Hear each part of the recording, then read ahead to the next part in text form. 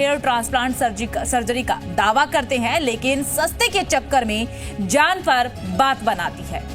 कानपुर में एक इंजीनियर ने निजी क्लिनिक से ही हेयर ट्रांसप्लांट करवाया। सर्जरी के दौरान तबीयत बिगड़ी और मौत हो गई है, ऐसी खबर मिल रही है। भारत में हेयर ट्रांसप्लांट सर्जरी लाखों करोड़ों लोग करवाते हैं। ऐसे में क्या क्या सावधानियां बरतनी चाहिए, आज इसी मुद्दे को लेकर के हम चर्चा करेंगे। लेकिन उससे पहले एक स्पेशल रिपोर्ट दिखाते हैं।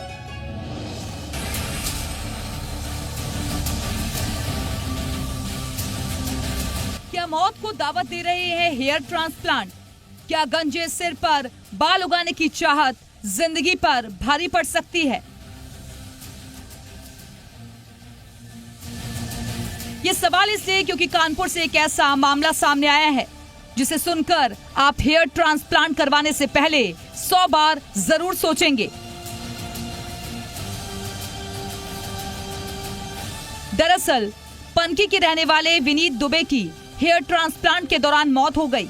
विनीत दुबे पावर प्लांट में असिस्टेंट इंजीनियर थे।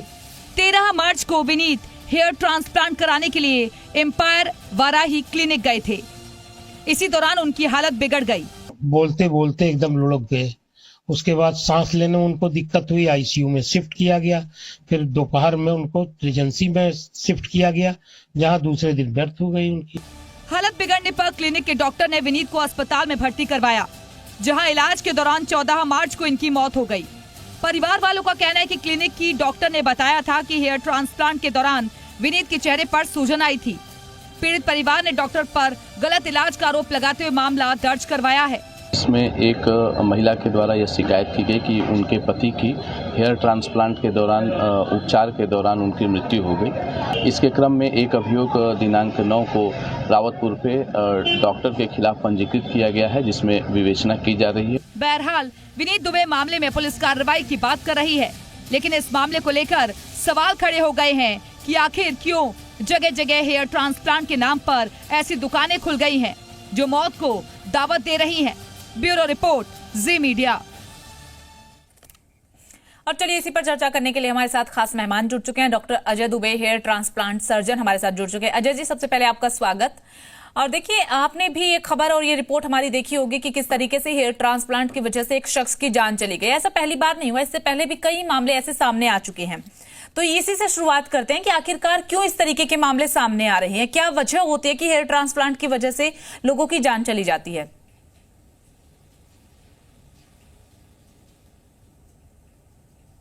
अजय जी, अनम्यूट कर लीजिए, आपकी आवाज नहीं मिल पा रही है।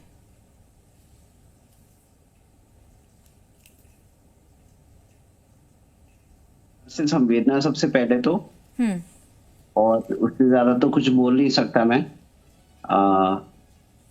जिसके परिवार से कोई जाता है तो उसका तो कोई भरपाई हो नहीं सकती। हेयर ट्रांसप्लांट जैसे कोई भी सर्जरी है, उसमें अंतर्राष्ट्रीय मानक होते हैं, राष्ट्रीय मानक होते हैं। तो अंतर्राष्ट्रीय मानकों को जो राष्ट्रीय चिकित्सा आयोग है, नेशनल मेडिकल काउंसिल जो हम बोलते हैं, हेयर ट्रांसप्लांट के बारे में बहुत क्लियरली उसने पब्लिश किया अपनी वेबसाइट पे। अगर पेशेंट उसको पढ़ के अपने डॉक्टर का चुनाव करता है, अपने क्लिनिक का चुनाव करता है, तो इस तरह के दुर्घटनाएं नहीं होनी चाहिए, मतलब हो ही नहीं सकती।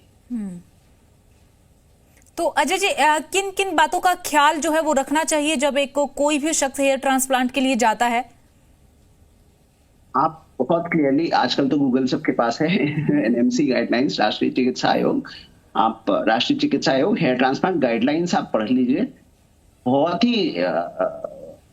बहुत ही स्पष्ट है, बहुत ही साफ है। उसमें कोई दो राय नहीं है कि इधर उधर की बातें हो।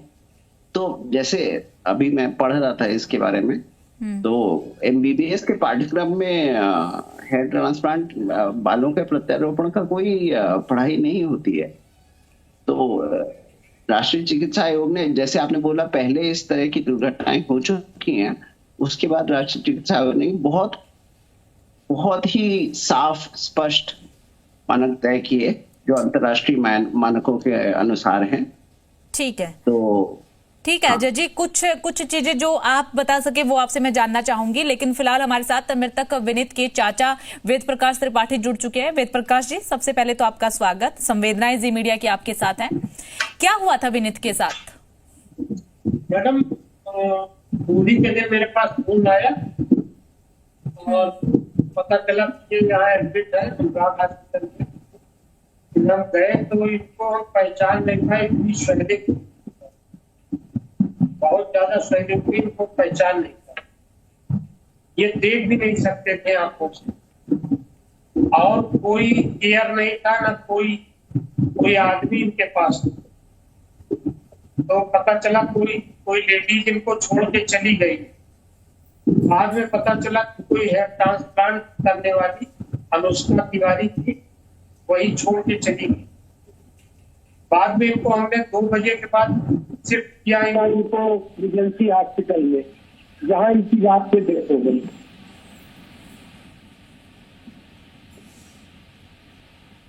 हेलो, ठीक है वेद प्रकाश जी, एक चीज जानना चाहेंगे, जो आप स्वेलिंग का जिक्र कर रहे हैं, सूजन का जिक्र कर रहे हैं, क्या वो सिर्फ सिर पर थी या फिर पूरे शरीर में धीरे धीरे सूजन हो गई थी? पूरे सिर पे थी, आंखों से इनको दिखाई नहीं पड़ रहा था मैडम। इनको हम गए थे तो हमको पहचानी, हम ये ना पहचान पाए ना हम पहचान पाए इसकी पहले थी। बाद में हमने बताया तो इन्होंने प्रणाम किया, उसके बाद इनकी आवाज बंद हो गई तुरंत। फिर आईसीयू में शिफ्ट हो गए वहाँ अनुराग हॉस्पिटल में। कितने दिन पहले हेयर ट्रांसप्लांट करवाया था? ये क्लियर नहीं मैडम कितने दिन पहले, लेकिन रात में वो लेडीज जो है अनुष्का तिवारी रात में इनको कई नर्सिंग होम लेके घूमी। लास्ट में होली के दिन इनको सुबह वही डाल के चली गई अनुराग हॉस्पिटल में। चलिए ठीक है, अजय जी का रुख करते हैं। अजय जी देखिए, आपने सुना ना कि हेयर ट्रांसप्लांट करवाया और उसके बाद सूजन आ गई सिर पर और आंखों से दिखना बंद हो गया। इस तरीके के साइड इफेक्ट क्या हेयर ट्रांसप्लांट की वजह से होते हैं? नहीं, होने नहीं चाहिए। बहुत मामूली सी सूजन आ सकती है, जैसे मेरी उंगली में मतलब उंगली दरवाजे में दब जाए तो वो एक मामूली सी सूजन आ सकती है। बट ऐसी सूजन इतनी आ जाए कि आंखों से दिखना बंद हो जाए, वो सामान्य नहीं है। तो क्या कारण रहे होंगे कि हेयर ट्रांसप्लांट करवाने के तुरंत बाद ही इस तरीके की घटना जो है वो हो गई विनीत के साथ? कोई बीमारी या फिर कुछ? मैं आपसे ये कहूंगा, क्योंकि न्यायाधीन है मामला, तो मैं तो कुछ बोल नहीं सकता अभी फिलहाल, और सिर्फ संवेदना ही बता सकता हूं। लेकिन जो भी हेयर ट्रांसप्लांट के बारे में सोच रहे हैं, क्योंकि हेयर ट्रांसप्लांट या जो हेयर लॉस है, या जिसको हम बॉल्डनेस बोलते हैं, जिसको हम ठेठ भाषा में गंजापन भी बोल देते हैं, तो वो बहुत संवेदनशील मामला है। उसका इलाज ना करना भी बहुत मुश्किल परिस्थितियों में ला सकता है एक मरीज को, या जिसको हेयर लॉस हो रहा है। तो हेयर ट्रांसप्लांट में ऐसा कोई नुकसान नहीं है। जैसे मैं फिर दोहराऊंगा उस बात को कि एनएमसी गाइडलाइंस को अगर आप फॉलो करते हैं, राष्ट्रीय चिकित्सा आयोग जो अंतरराष्ट्रीय मानकों को उन्होंने एकदम कॉपी करा है, अगर आप उनके बारे में पढ़ के अपने क्लिनिक, अपने डॉक्टर के बारे में जाते हैं, तो हेयर ट्रांसप्लांट में ऐसा कोई खतरा नहीं होना चाहिए। ठीक है जी। हाँ, रखिए अपनी बात रखिए। और दूसरी बात, जैसे मैं फिर से दोहराऊंगा, एनएमसी गाइडलाइंस, अगर राष्ट्रीय चिकित्सा आयोग की गाइडलाइंस गूगल पे बहुत आसानी से अवेलेबल हैं, तो अगर आप पढ़ते हैं उसके बारे में, तो एमबीबीएस के पाठ्यक्रम में हेयर ट्रांसप्लांट की कोई पढ़ाई नहीं होती। ठीक है, एक बार वेद प्रकाश जी का ही रुख कर लेते हैं। वेद प्रकाश जी, जैसा कि आपने कहा कि सिर में सूजन आ गई थी, आंखों से दिखना बंद हो गया था, क्या आपने जिस डॉक्टर से हेयर ट्रांसप्लांट विनीत ने करवाया था, उस डॉक्टर से बात करने की कोशिश की कि ऐसा क्यों हो रहा है, या फिर डॉक्टर बदल दिया था? जी मैडम, हम इतनी शैलिंग थी कि वो नहीं पहचान में आ रहे थे, आंखों से उनको दिखना बंद था, बहुत शैलिंग थी। और जब सुबह इनका पोस्टमार्टम हो गया तो पुलिस हमको लेके गई यहीं पे जहाँ अनुष्का की क्लिनिक, अनुष्का ने किया, तो उसका मोबाइल स्विच ऑफ था, उसकी क्लिनिक बंद थी। और काफी पुलिस वालों ने कई फोन मिलाए, एक पंथी के तिवारी जी एसओ है, उन्होंने कई फोन मिलाया दरोगा जी ने, और उसका फोन नहीं उठा। फिर बाद में एक नंबर से उठा भी तो उसने कहा भाई साहब स्पेशल है 10 दिन बाहर रहेंगे। तो डॉक्टर की तरफ से फोन नहीं उठाया गया? जी उसी दिन अभी तक भी फिर कोई हम लोग अभी तक भी क्या अभी कोई तक हमारी मुलाकात हाँ, नहीं हुई है अभी तक उसके डॉक्टर से, लेकिन अब उसकी क्लिनिक पे जो बोर्ड लगा था इंपायर क्लिनिक का, उसकी हमने फोटो खींची थी जिस दिन गए थे। अब उसकी क्लिनिक पे कोई बोर्ड नहीं लगाया, कुछ नहीं है वहाँ पे। अब वो वहाँ छोड़ के भाग गई। फिर बाद में हम FIR के लिए बहुत दौड़े, तो पुलिस वालों ने कहा जांच चल रही है, ये है, वहाँ से रिपोर्ट आ जाए। फिर बाद में FIR हमारी मई में लिखी गई और ये मार्च की घटना होली के दूसरे दिन। ठीक है, चलिए ठीक है। वेद प्रकाश जी आएंगे आपके पास। हमारे साथ डॉक्टर नीरज पांडे त्वचा रोग विशेषज्ञ में जुड़ चुके हैं। नीरज जी, सबसे पहले आपका स्वागत। और देखिए, आपने ये मामला सुना ही होगा, कानपुर से ये मामला सामने आया जहां पर हेयर ट्रांसप्लांट होता है और विनीत नाम के एक शख्स का, और उसके बाद उसकी जान चली गई है। किस वजह से ऐसा हुआ होगा? हेयर ट्रांसप्लांट से तो अमूमन नहीं होता, क्योंकि लाखों करोड़ों लोग हेयर ट्रांसप्लांट करवाते हैं, लेकिन कई ऐसे मामले भी सामने आते हैं कि हेयर ट्रांसप्लांट करवाने की वजह से जान चली गई। देखिए, इसमें दो चीजें हैं। आपने अपने पहले ही वक्तव्य में इसका उत्तर भी दे दिया कि हजारों करोड़ों लोग कराते हैं, उनकी जान नहीं जाती। तो सबसे पहले यह जानना जरूरी है कि हेयर ट्रांसप्लांट कर कौन सकता है कानूनन तौर पे। हेयर ट्रांसप्लांट अगर आप हाईकोर्ट के ज्यूरिसडिक्शन के हिसाब से जाएं तो हेयर ट्रांसप्लांट केवल डर्मेटोलॉजिस्ट और प्लास्टिक सर्जन कर सकते हैं, यानी केवल एक त्वचा रोग विशेषज्ञ और एक शल्य क्रिया सर्जरी में जो माहिर हो डॉक्टर, वो वही कर सकता है, यानी क्वालिफाइड हो, प्लास्टिक सर्जन या डर्मेटोलॉजिस्ट। तो ऐसा कई बार क्या होता है कि जब आप उस विधा के पारंगत नहीं होते तो उसमें कॉम्प्लिकेशन होने की पूरी संभावना रहती है, जैसा कि इस केस में होता मुझे दिख रहा है।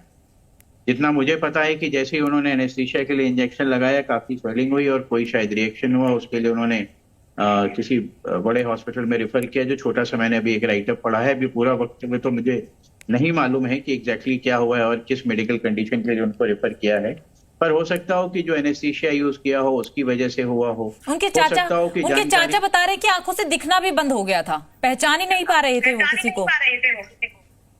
फिर और किस विधा से हो रहा था? देखिए, हेयर ट्रांसप्लांट करने की भी कई सारी विधाएं हैं, कई तरीकों से हेयर ट्रांसप्लांट किया जाता है। पहले हेयर ट्रांसप्लांट के बारे में जानना जरूरी है। अगर आप एक जैसे आम आदमी की भाषा में उसको समझिए, तो आप जब भी देखते होंगे कि आगे से बाल जा रहे होते हैं पर पीछे के बाल हमेशा रहते हैं, तो उनको आप कहते हैं एंड्रोजन डिपेंडेंट हेयर, यानी वो बाल नहीं जाते। उन्हीं बालों को जब किसी भी विधि से निकाल के लगाया जाता है या किसी ऐसी जो बाल नहीं जाते हैं, उसको हम हेयर ट्रांसप्लांट कहते हैं। अब वो करने की कई सारी विधाएं हैं। एक होता है जिसको हम कहते हैं स्ट्रिप सर्जरी, यानी follicular unit hair transplant.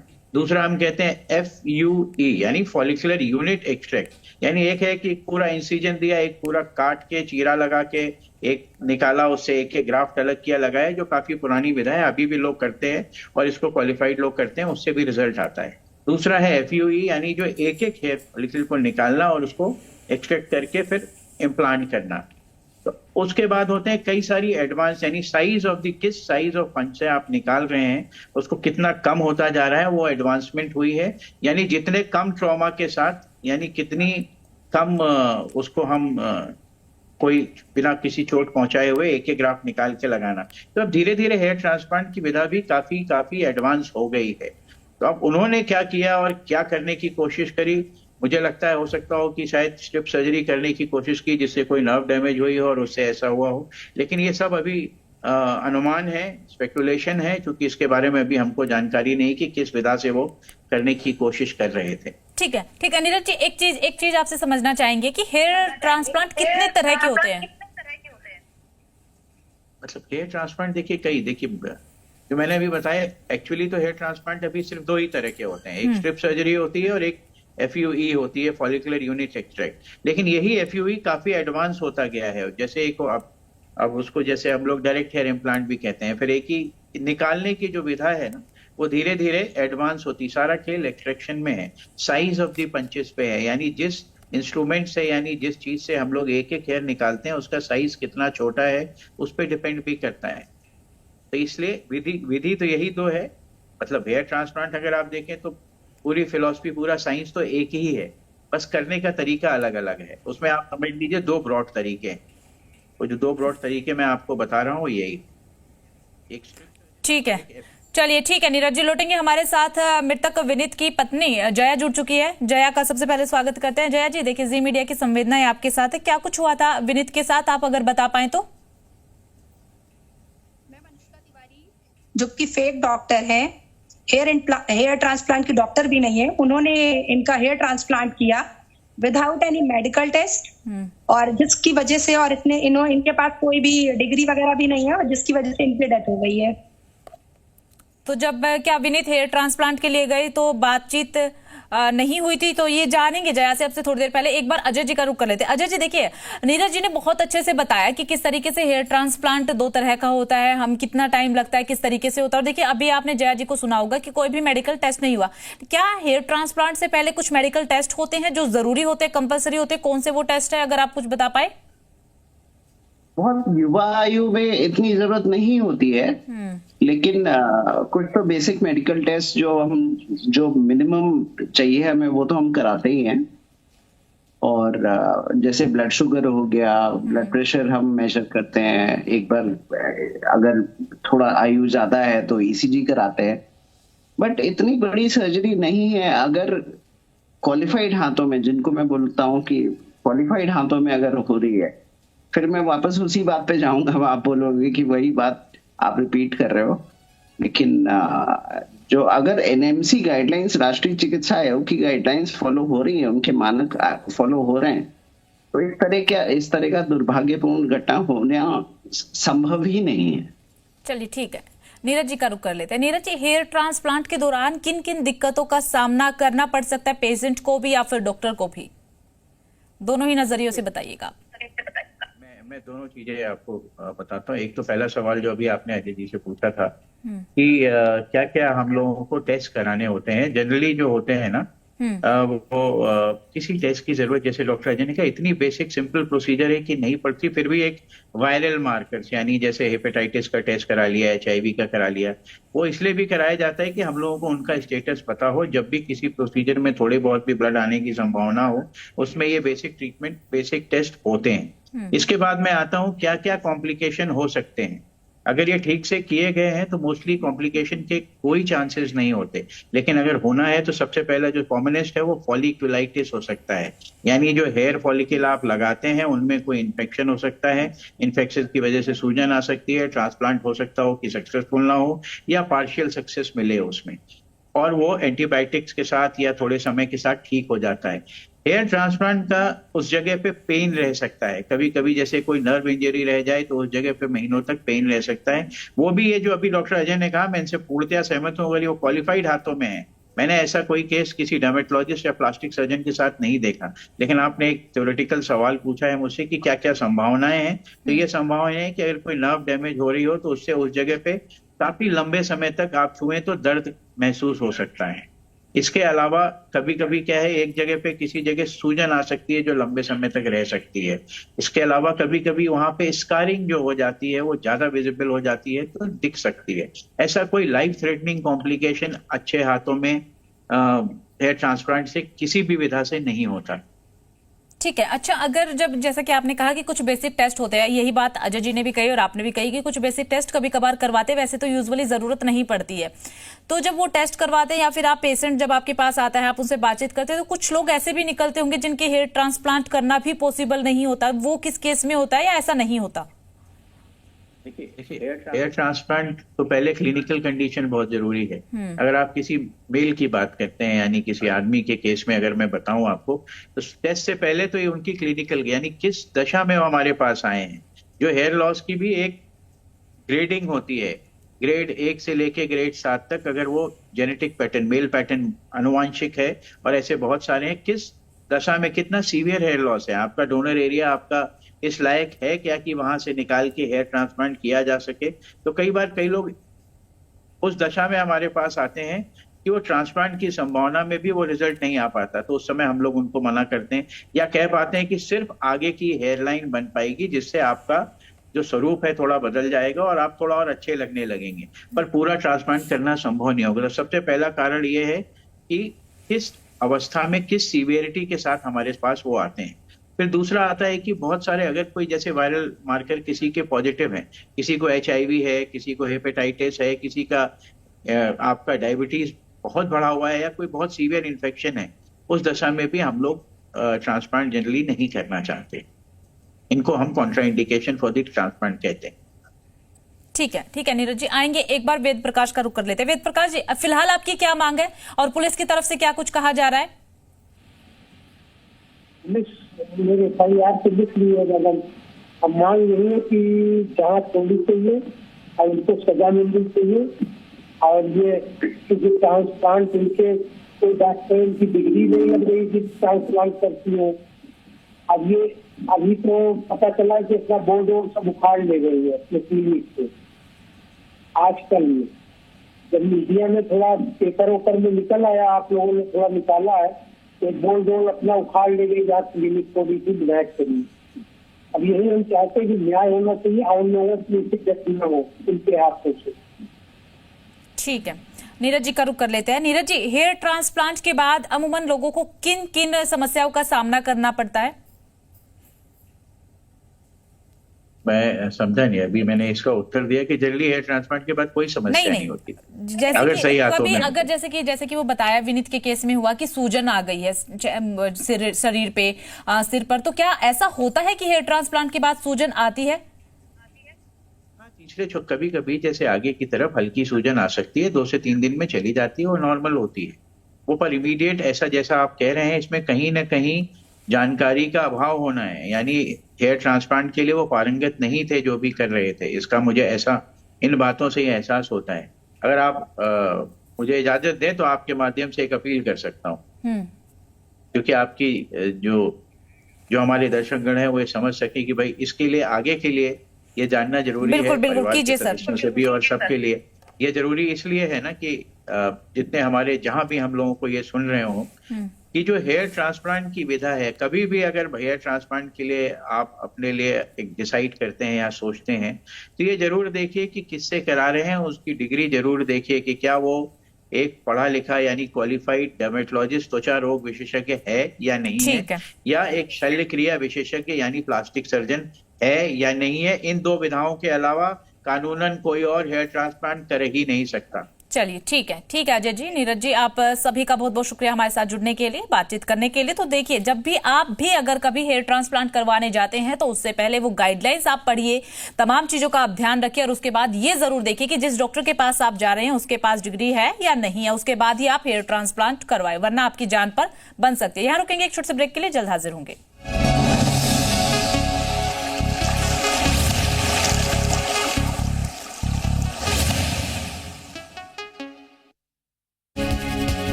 Sourabh हत्याकांड में चार्जशीट हुई दाखिल, 1000 पन्नों की पुलिस ने बनाई चार्जशीट, 36 लोगों को बनाया गया गवाह। यूट्यूबर एलविश यादव को लगा हाईकोर्ट से बड़ा झटका, कोर्ट ने खारिज की चार्जशीट, समन रद्द की।